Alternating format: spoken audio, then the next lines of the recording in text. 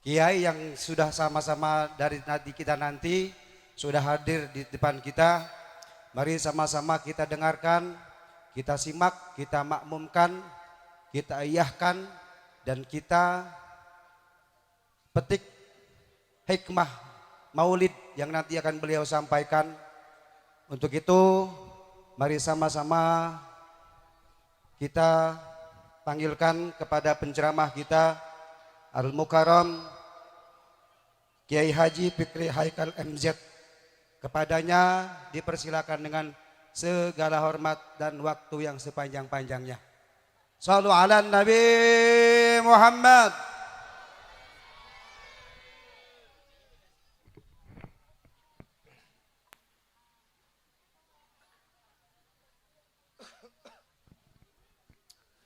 Assalamualaikum warahmatullahi wabarakatuh.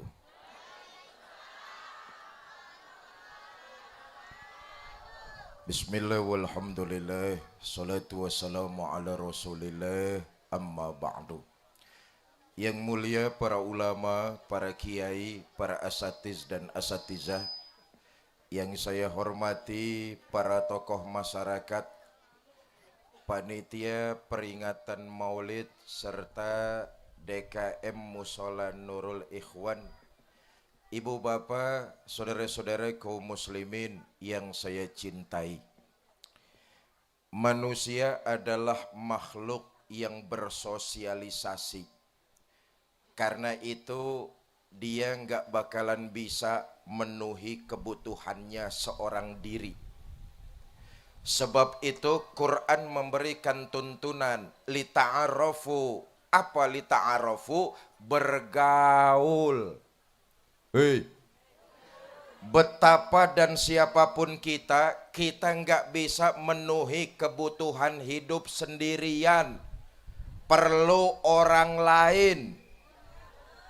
Jangankan kerjaan yang susah, yang mudah aja kita perlu bantuan orang lain. Apa contohnya? Nyengir. Bener apa enggak? Nyengir paling gampang, perlu bantuan orang lain. Hati-hati kalau udah bisa nyengir sendirian. Bener apa enggak? Karena kita dituntun oleh agama lita'arafu, bergaul. Yang perlu kita ingat dalam pergaulan itu ada dampak negatif, ada dampak positif, ada dampak buruk, ada dampak baik. Dampak baik kita ambil, dampak buruk kita hindari. Jelas? Apa saja dampak buruk yang mesti kita hindari? Ini aja nih yang pengen saya omongin di Tegal Rotan nih. Mudah-mudahan pidato saya selesai dalam waktu 5 menit nih. Hah? Emang pidato di sini sampai jam berapa? Jam 2. Ah, lo ikut patungan goceng aja nawar lo. Pertama, pergaulan yang perlu kita hindari, berteman sama orang yang punya sifat iri. Hei, hei, orang yang iri hatinya berek, kagak boleh ngelihat orang lain seneng. Nih kalau ada dalam pergaulan temen nih kayak begini, kenal aja, bekawan akrab jangan. Kenapa? Sifatnya ngiri, nggak boleh lihat orang lain dapat nikmat. Nabi sudah mengatakan, kalau saudaramu sesama muslim mendapat nikmat, dia senang, kau ikut senang. Tapi kalau saudaramu sesama muslim tertimpa bencana, kena musibah, dia susah, kamu ikut merasakan kesulitannya. Ini kan kita balik. Senang ngelihat orang susah, susah ngelihat orang seneng. Kalau ada tetangga dapat nikmat, kekejek. Ngerti kekejek? Gedubugan. Tetangganya beli motor, demam. Ada Tegal Rotan yang kayak begitu ada? Yang mana orangnya? Tetangganya beli mobil opnam, Di rumah sakit dengar tetangganya bangun rumah, mampus kalian tuh. Padahal Nabi ngajarin kita kalau tetangga kita, keluarga kita, saudara kita sesama muslim dapat nikmat, dia seneng, kita ikut seneng. Hei, hei. Alhamdulillah tetangga saya beli motor baru, kapan-kapan kan saya bisa minjem. Betul enggak? Tetangganya beli mobil baru, alhamdulillah tetangga saya beli mobil baru, kapan-kapan kan saya bisa minjem. Tetangganya punya bini baru. Ah, yang ini jangan, nggak boleh, nggak boleh.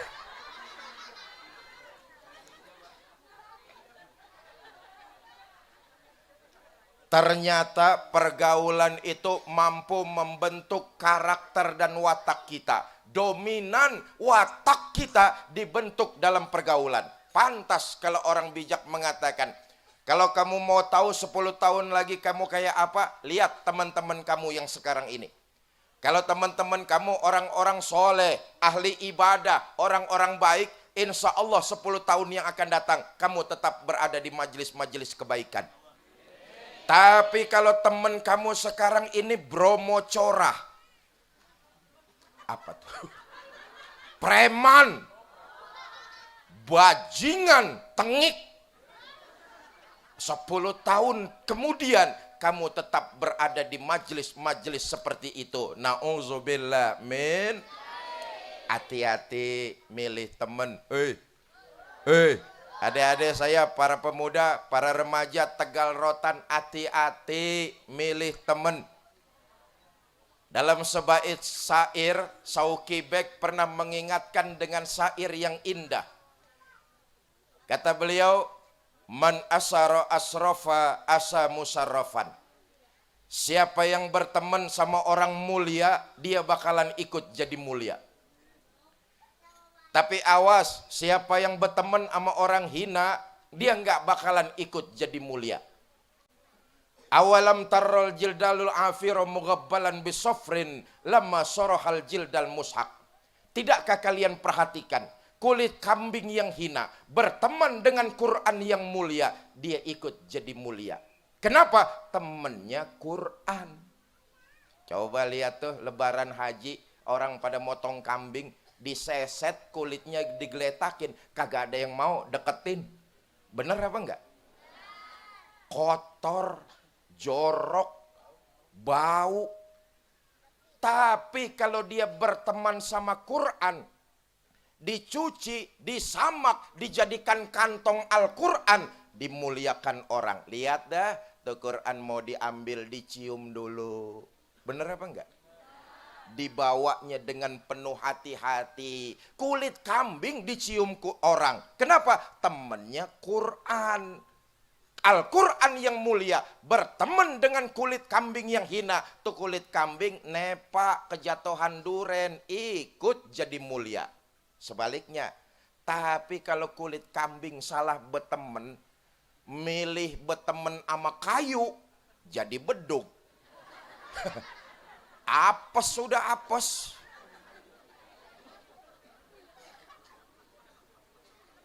Adik-adik saya, para remaja, para pemuda, hati-hati nih milih teman. Hati-hati milih teman. Dalam pergaulan ada tuh yang sifatnya kayak begitu. Kenal aja boleh, tapi berteman akrab ntar dulu. Jelas? Kenapa? Sifatnya iri, itu sifat yang tidak terpuji. Satu. Yang kedua, dalam pergaulan yang harus kita hindari, orang yang senengnya bohong melulu. Kemana-mana kerjaannya tipsani. Apa tipsani? Tipu sana dan sini. Memanipulasi kebenaran demi kepentingan pribadi. Bahasa anak sekarangnya pencitraan. Orang lain yang bekerja, orang lain yang berkarya, orang lain yang berjuang, karyanya diakuin padahal dia nggak ngapa-ngapain. biar dibilang hebat, biar dibilang berjasa, padahal mah orang yang ngejedok aja. Memanipulasi kebenaran demi kepentingan pribadi. Kata orang, mirip ayam yang punya telur, sapi yang dapat nama. Ayam yang punya telur, meden, mati-matian, ngejen tuh ayam, betelur, sapi yang dapat nama. Tuh, telur mata sapi. Bener apa? Ayam setengah mampus dia ngeden. Sapi yang dapat nama. Awas, hati-hati nih. Sebentar lagi negara kita akan melaksanakan pesta demokrasi, pemilihan legislatif dan pilkada. Saudara ntar mau milih siapa kek, bodo amat, saya mah kagak ngurusin. Cuma saya pesan, pilih pemimpin yang jangan cuma sekedar gampang ngobrol janji, tapi yang penting bukti. Kalau cuman ngobrol-ngobrol janji, nggak pernah ngasih bukti, itu namanya tukang. Lu yang ngomong lu ya.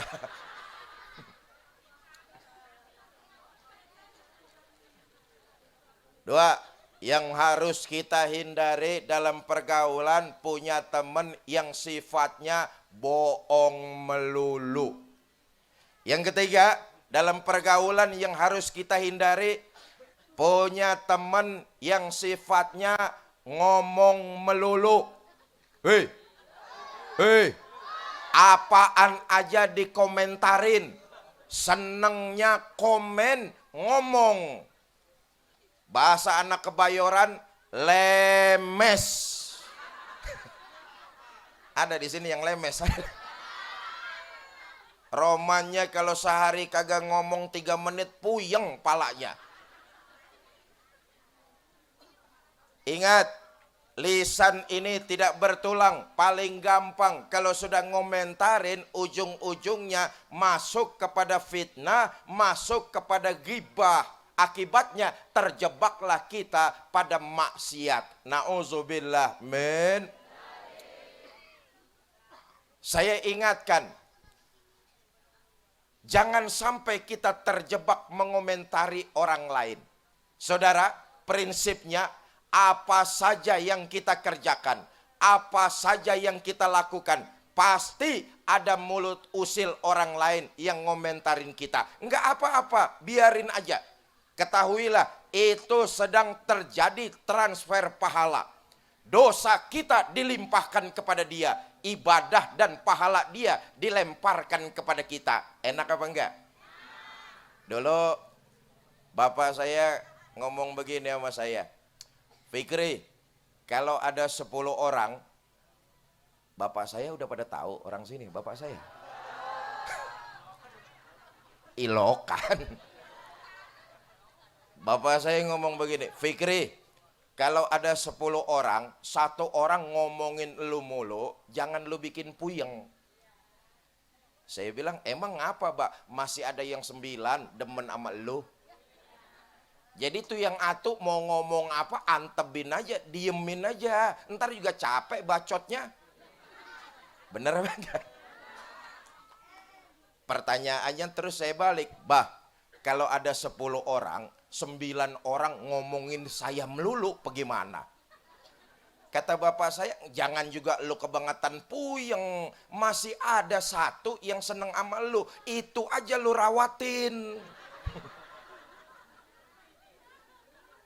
Artinya apa? Setiap perbuatan kita pasti nggak bakalan utuh. Ada aja mulut orang lain yang usil ngomentarin kita. Bener apa enggak? Selama kita berjalan di atas nilai kebenaran, nggak usah kebangetan puyeng denger omongan orang. Nih panitia malam ini nih bikin maulid, apa dipikir orang Tegal Rotan demen semua? Komentarnya cakep-cakep, belum tentu. Betul apa enggak?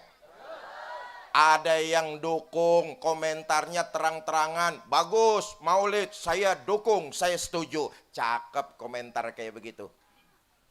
Ada yang kagak komentar, diem aja, cuma ating gerundel.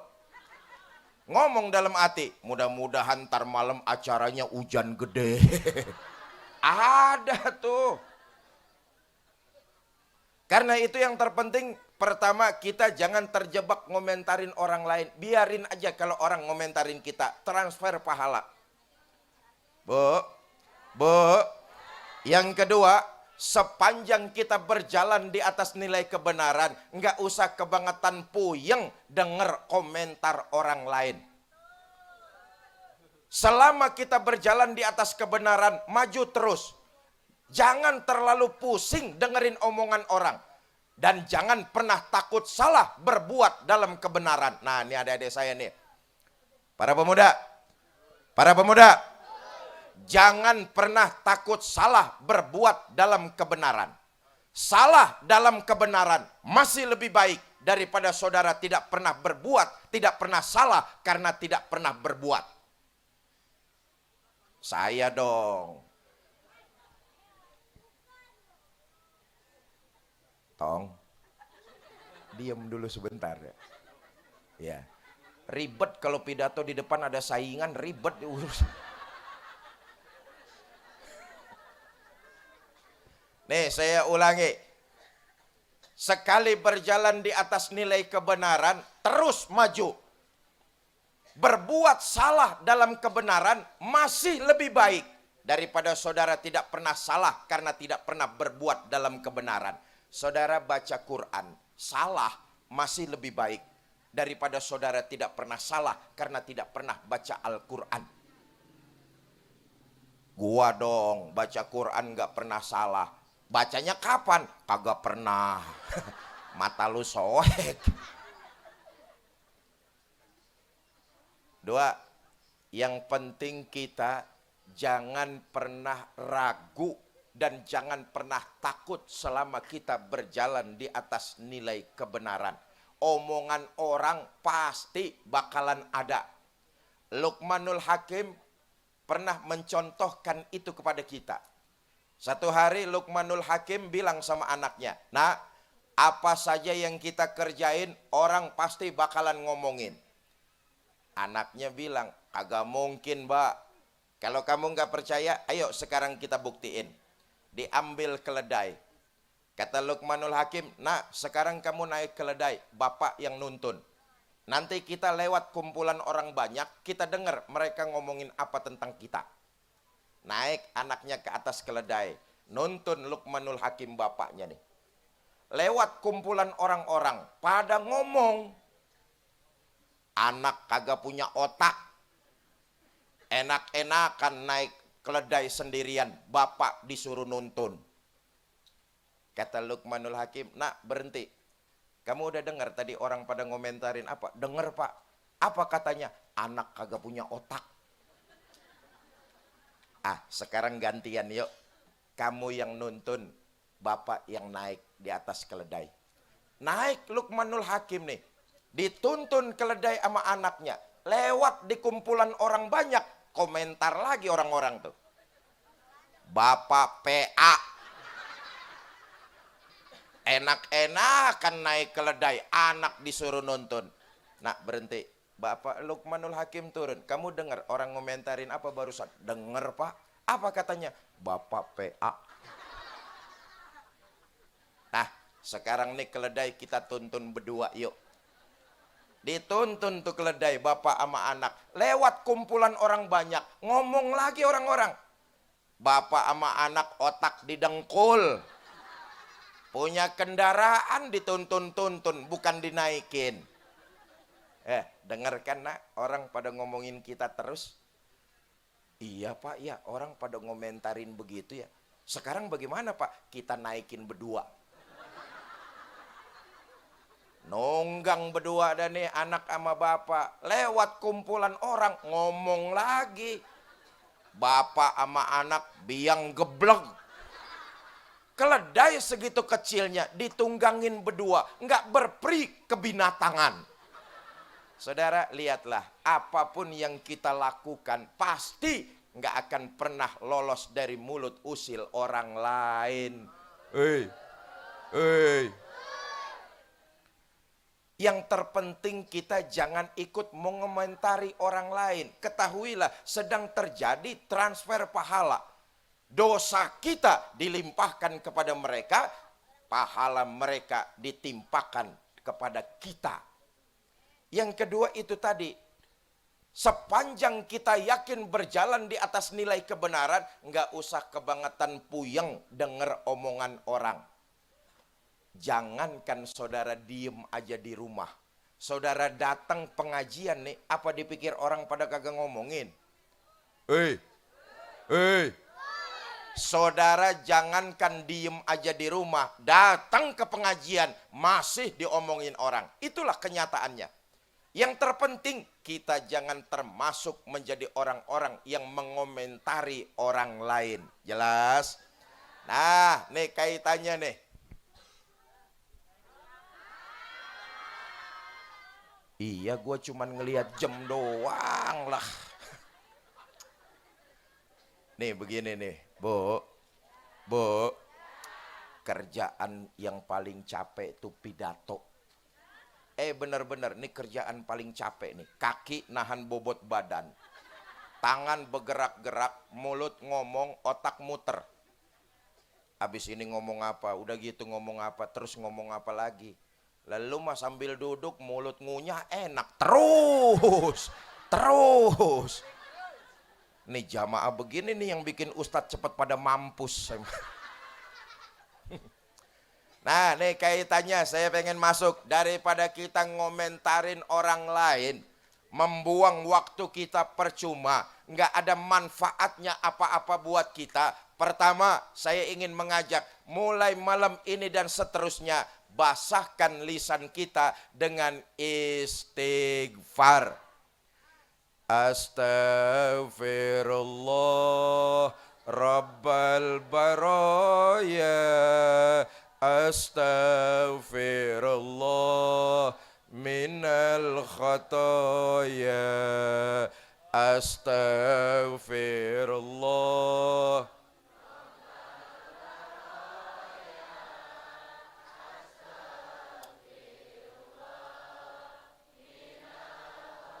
Pertama, keutamaan istighfar, peluntur, perontok kesalahan dan dosa yang pernah kita lakukan. La kabirata ma'al istighfar, wala saghirata ma'al istimrar. Enggak ada dosa yang numpuk kayak gunung, dia bakalan habis kalau digempur, dikikis dengan istighfar. Tapi sebaliknya, enggak ada kesalahan yang sepele, kalau dikerjain terus-terusan, nggak pernah digempur dengan istighfar, itu kesalahan tambah lama numpuk jadi gunung. Hei, nih hadirnya kita di sini nih, paling tidak lisan dan hati kita istighfar. Allah rontokkan kesalahan kita.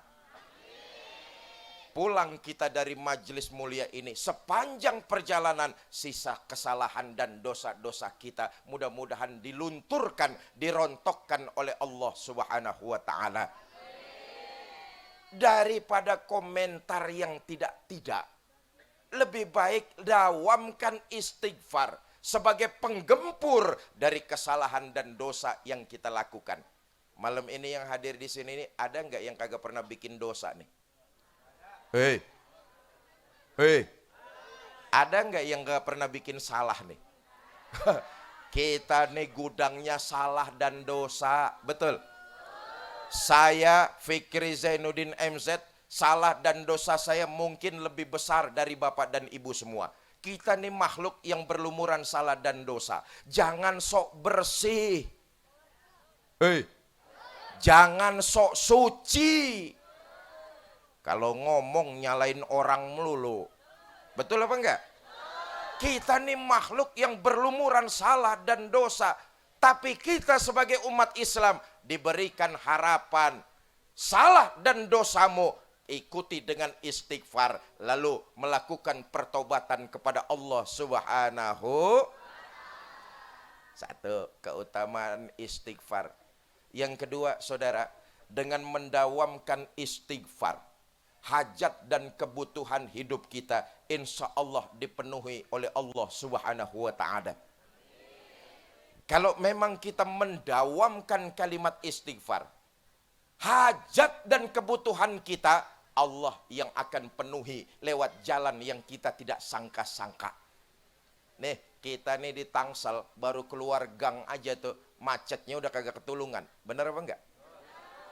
Daripada nungguin lalu lintas terurai, daripada nungguin lampu merah, mulut kita kagak ngapa-ngapain, istighfar.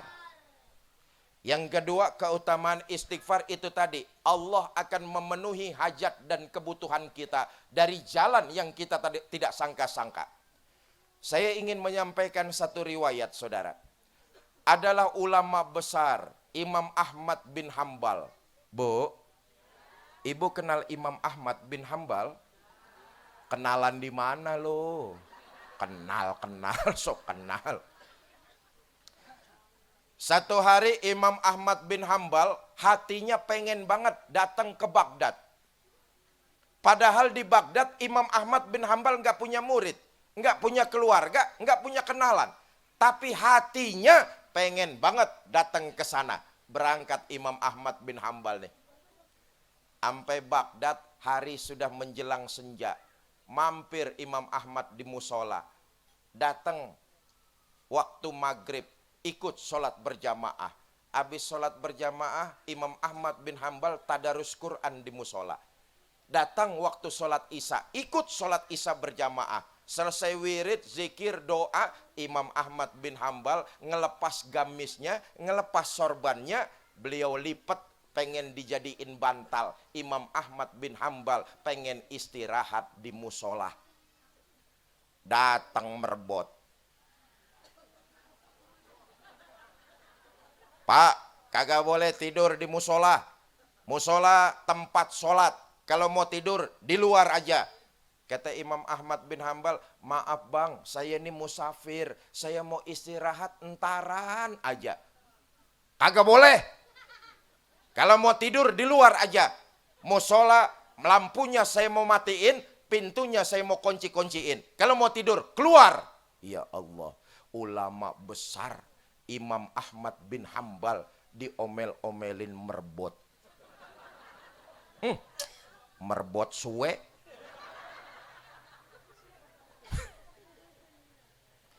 Keluar Imam Ahmad bin Hambal dari musola itu. Di pinggir jalan Imam Ahmad celingukan. Celingukan ngerti orang sini celingukan. Planga, plongo, plagag, plegeg. Bingung Imam Ahmad. Dia sadar di Baghdad nggak punya keluarga, nggak punya murid, nggak punya kenalan, tapi hatinya pengen datang ke situ. Begitu keluar dari musola, bingung. Di pojok musola ada pedagang martabak ngeliatin. Dari tadi Imam Ahmad bin Hambal celingukan aja, dipanggil sama tukang martabak. Bang, sini. Disamperin sama Imam Ahmad bin Hambal. Saya lihat abang bukan orang sini ya. Oh. Emang mau ngapain datang ke sini? Gue juga bingung. Ati pengen banget dari kampung datang ke sini nih. Cuma sampai sini saya nggak tahu mesti ngapain. Loh, abang mau nginep di mana malam ini? Saya nggak punya tujuan. Simpatilah pedagang martabak nih. Kata pedagang martabak, bang, ntar malam abang tidur aja di rumah saya dah. Daripada di sini nggak punya tujuan, ntar ngapa-ngapa lagi. Mendingan nginep di rumah saya aja. Cuma sekarang temenin saya dulu dagang martabak. Ulama besar loh, Imam Ahmad bin Hambal. Coba bayangin, udah diomel-omelin merbot, nemenin dagang martabak. Suwe.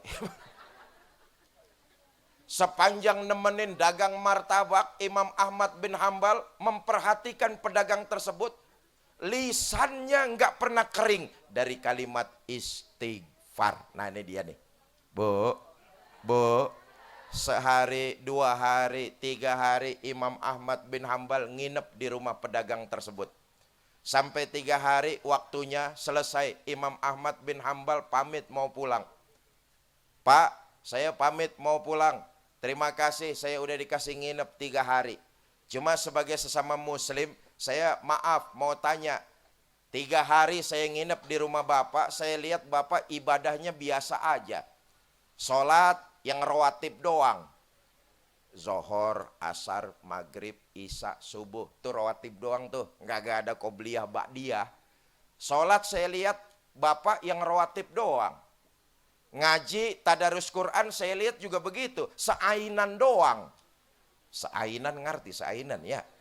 Dari ain ketemu ain lagi tuh.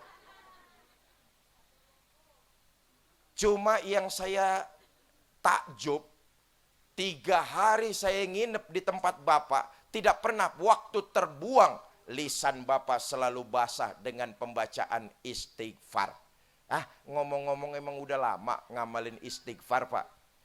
Kata pedagang martabak, ya belum lama amat sih Bang, baru juga 30 tahun. Makin penasaran Imam Ahmad bin Hambal. Pak, maaf, selama 30 tahun ngamalin istighfar, hajat dan kebutuhan Bapak dikabul nggak oleh Allah? Lah melotot pedagang martabak. Bang, saya mengamalkan istighfar, alhamdulillah hajat dan kebutuhan saya dikabul oleh Allah, dipenuhi oleh Allah. Walaupun kasat mata, secara zohir ikhtiar saya cuma dagang martabak, tapi anak-anak saya sekolah tinggi semua, alhamdulillah jadi orang. Allah cukupkan segala hajat dan kebutuhan saya dengan istighfar. Kata Imam Ahmad bin Hambal, jangan ngegas dong. Masih ada nggak kebutuhan Bapak yang belum dikabul oleh Allah? Ada Bang, atau sampai gini hari ini saya pengen banget Allah belum ngizinin. Apa itu Pak?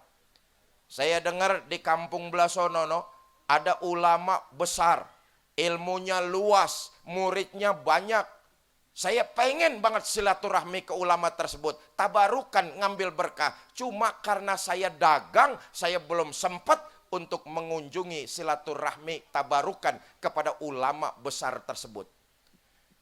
Kata Imam Ahmad bin Hambal, kalau saya boleh tahu, emang tuh ulama namanya siapa?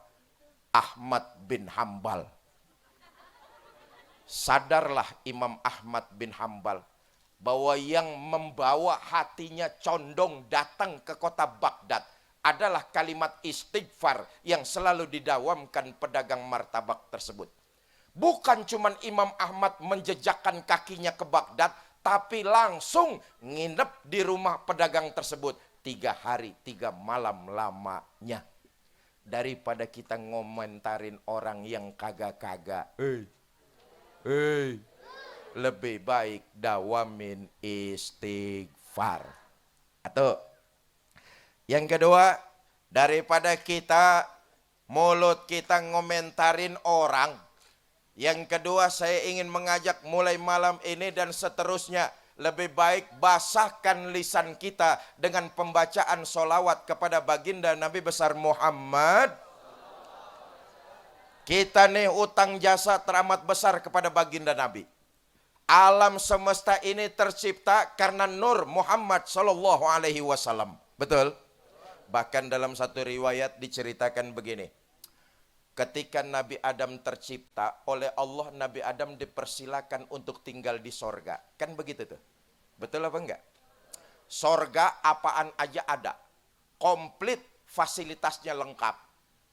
Cuma karena Nabi Adam tinggal di sorga sendirian, iseng. Nih sama kayak kita nih. Saudara tinggal di Tangsel. Serpong punya saudara, ambil bawa pulang. BSD punya saudara juga, ambil buntel bawa pulang. Mall paling besar di Tangsel, ambil bawa pulang. Apaan aja di Tangsel punya saudara. Tapi saudara hidup di Tangsel sendirian, enak apa enggak? Nabi Adam tinggal di sorga, fasilitas apaan aja ada, segala macam tersedia. Tapi karena tinggal di sorga sendirian, iseng. kelentar, kelenter, ngetan, ngulon. Lah sendirian.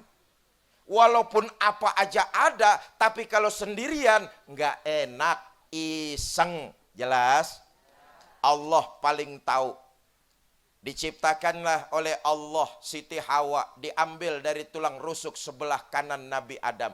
Tercipta Siti Hawa, sama manusia, cuma beda bentuknya. Siti Hawa perempuan. Nabi Adam di sebelahnya ada perempuan, momen nyemek aja. Nah, ini umumnya nih penyakit orang laki. Hei. Umumnya penyakit orang laki kagak boleh lihat jidat licin. Nabi Adam ngelihat di sebelah ada perempuan, Siti Hawa, mau main pegang aja. Allah larang. Kata Allah, Adam, jangan main pegang sembarangan. Kalau kamu mau halal terhadap Siti Hawa, bayar maharnya. Kata Nabi Adam, ya Allah, dengan apa saya bayar maharnya Siti Hawa? Kata Allah, antusolliya ala Muhammadin sallallahu alaihi wasallam. Bayar mahar terhadap Siti Hawa dengan pembacaan solawat kepada Muhammad sallallahu alaihi wasallam. Bayangkan, manusianya belum dilahirkan ke alam dunia, pernikahan Nabi Adam dengan Ibu Hawa, maharnya membacakan solawat kepada baginda kita Nabi besar Muhammad sallallahu alaihi wasallam. Saya yakin kalau ditanya nih jamaah sini nih orang Tegal Rotan pasti ngaku cinta sama Nabi. Betul apa enggak? Kalau ditanya juga pasti ngakunya umat baginda Nabi. Betul apa enggak? Cuma sayangnya kita ini sekarang baru sekedar pinter ngaku. Kita nih baru pinter ngaku. Persoalannya di akhirat nanti kita diakuin sama Nabi apa enggak? Tuh masalah utama tuh. Di dunia kita baru cuma sekedar pinter ngaku umat Nabi.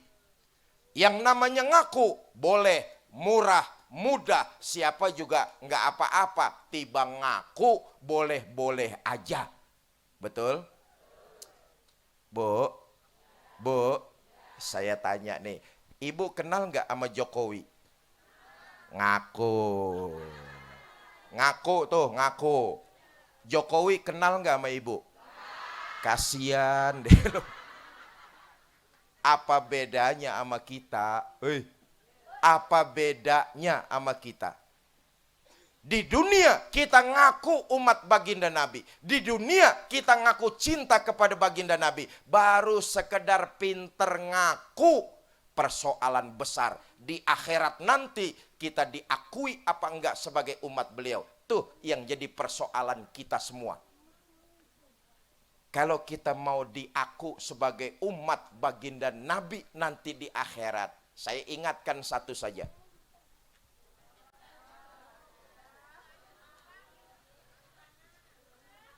Masih lama. Lah gue punya bini di rumah. Satu saja, tingkatkan kualitas ibadah kita kepada Allah Subhanahu wa ta'ala. Kalau memang kita ingin diaku umat baginda Nabi nanti di akhirat, maka kualitas ibadah harus kita tingkatkan. Saudara, kualitas ibadah bukan kuantitas ibadah, tapi kualitas ibadah. Dalam sejarah kita baca misalnya, satu-satunya makhluk yang dosanya sudah mendapat jaminan ampun dari Allah adalah baginda kita Nabi besar Muhammad sallallahu alaihi wasallam. Betul apa enggak? Dosa sudah mendapat jaminan ampun, ibadah Nabi makin luar biasa. Apa contohnya? Salat beliau makin beliau tingkatkan. Walaupun dosa sudah mendapat jaminan ampun, tapi ibadahnya khusus salatnya makin luar biasa. Saya mah yakin. Bu, mau kemana? Bu, mau kemana? Mau pulang bareng? Biarin yang bangun gue teriakin. Dosa sudah mendapat jaminan ampun, ibadahnya makin luar biasa, khususnya sholat beliau. Saya mah yakin kalau ada orang Tegal Rotan, dosanya sudah mendapat jaminan ampun, saya yakin tuh orang kagak bakalan sholat lagi. Betul.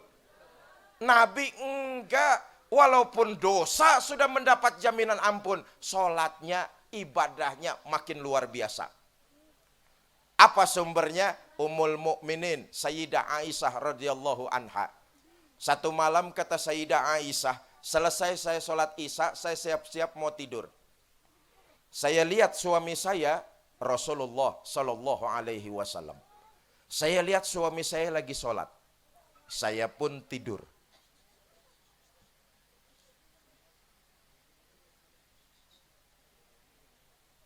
Tengah malam saya terbangun, saya lihat suami saya masih sholat juga. Saya pun tidur lagi. Sepertiga malam yang akhir saya terbangun, saya lihat suami saya masih sholat juga. Tuh, dosa sudah mendapat jaminan ampun. Istrinya mendusin sepertiga malam yang akhir, dilihat suaminya masih sholat juga. Istrinya mendusin pertengahan malam, dilihat suaminya masih sholat juga. Bu, istri Nabi mah kalau tidur bentar-bentar mendusin. Istri Nabi kalau tidur bentar-bentar mendusin. Istri Nabi, istri orang Tegal Rotan kalau tidur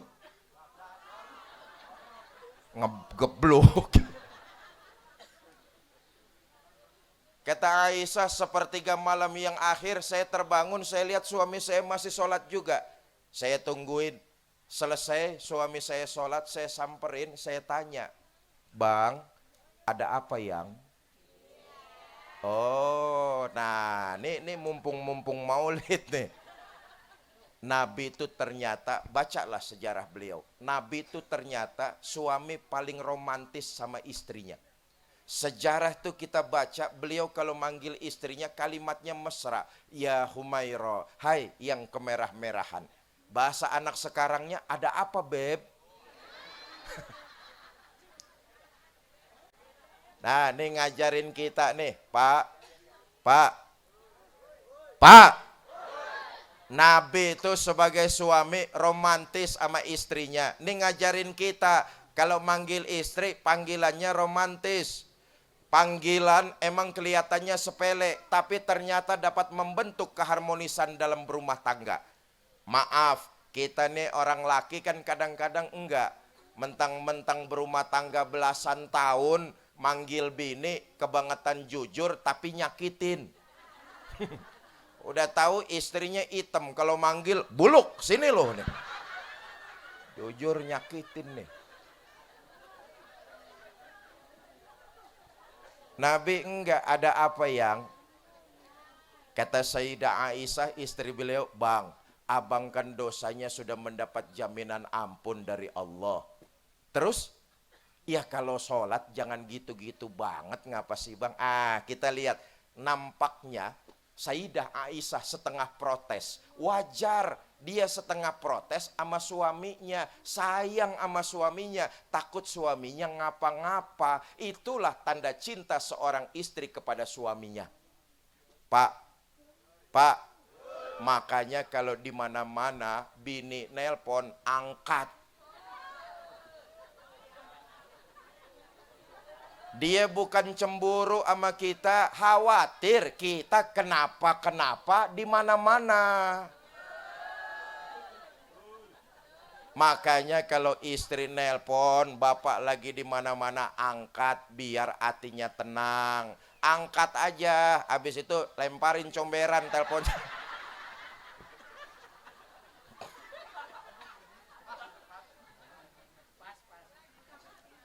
Abang kan dosanya sudah mendapat jaminan ampun dari Allah. Kalau sholat jangan gitu-gitu amat, ngapa sih bang? Setengah protes kelihatannya. Apa jawab baginda Nabi? Hei Aisyah, afala uhibbu an akuna abdan sakuro. Kamu pikir saya nggak senang? Oleh Allah saya mendapat gelar abdan sakuro, hamba yang pandai bersyukur. Makin diampuni kesalahan saya, makin saya bersyukur kepada Allah. Makin diampuni dosa saya, sujud dan ibadah saya makin saya tingkatkan. Kembali penutup. Saudara, kalau kita mau diaku sebagai pengikut baginda Nabi, tingkatkan kualitas sholat kita. Bukankah tujuan utama didirikannya ibadah sholat agar kita tercegah dari perbuatan keji dan munkar? Betul apa tidak? Sayangnya masih banyak di antara kita yang dalam mengerjakan ibadah sholat terjebak kepada rutinitasnya saja. Cuma sekedar gugurin kewajiban. Perbuatan keji dan munkar terus kita laksanakan. Ini namanya sholat belum berhasil membentuk karakter kita. Apa sholatnya yang salah? Kitanya yang geblek. Jelas? Jelas? Makanya jangan heran kalau ada orang sholatnya rajin, maksiatnya tekun. Perbuatan keji dan munkar terus dilakukan. Sholatnya rajin, sama tetangga pelotot-pelototan. Oh, di Tegal Rotan mah kagak ada. Sama tetangga akur semua. No blasono no, ada banyak no yang blasono no. Sholat mah sholat, tapi sama tetangga pelotot-pelototan. Sama tetangga ribut melulu. Bukan di sini kampung Blasono. Blasono banyak yang kayak begitu tuh. Entak saya tanya pindahan dari Tegal Rotan katanya.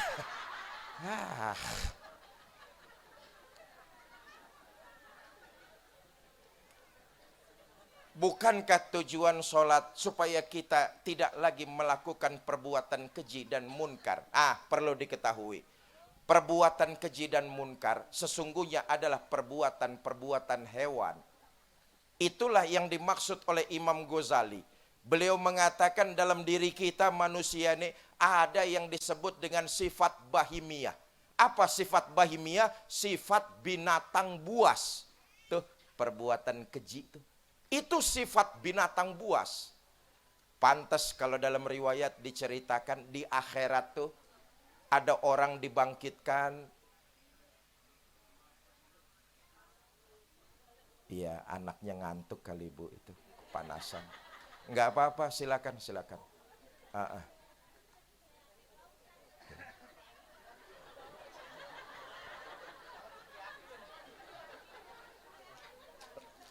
Kalau yang begini gue kagak teriakin. Kasih.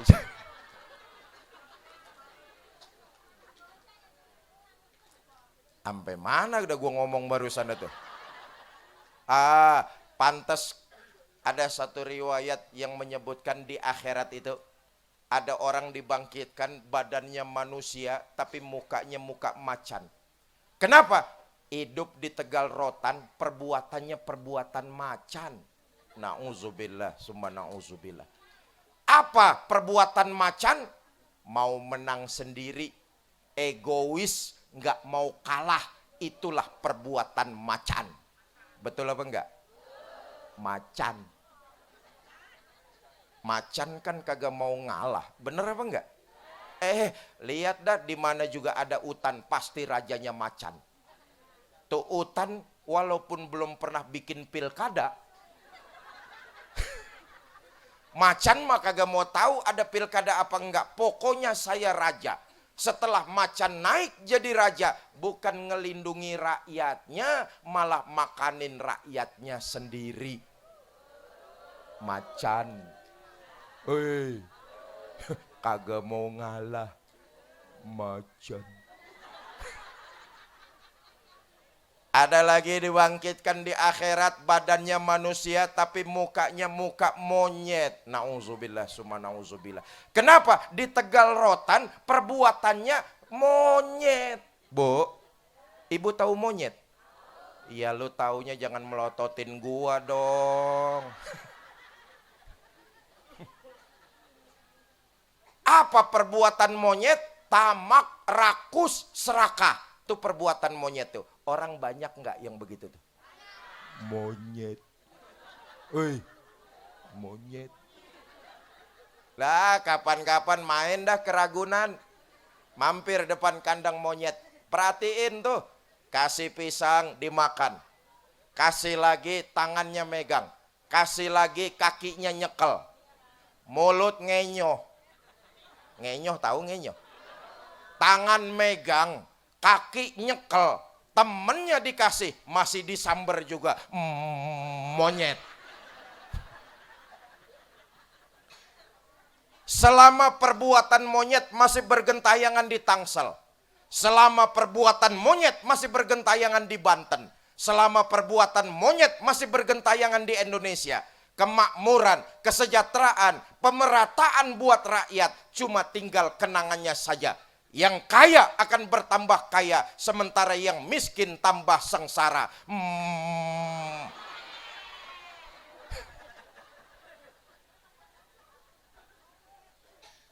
Ada lagi di akhirat, dibangkitkan badannya manusia, mukanya muka tikus. Nauzubillah min zalik. Kenapa? Di Tegal Rotan perbuatannya perbuatan tikus. Apa perbuatan tikus? Ngerogotin barang yang disimpan rapi-rapi. Betul apa enggak? Tikus. Tikus. Uang rakyat disimpan baik-baik di bank, digerogotin. Tikus. Tikus. Beras rakyat disimpan di Bulog baik-baik, digerogotin.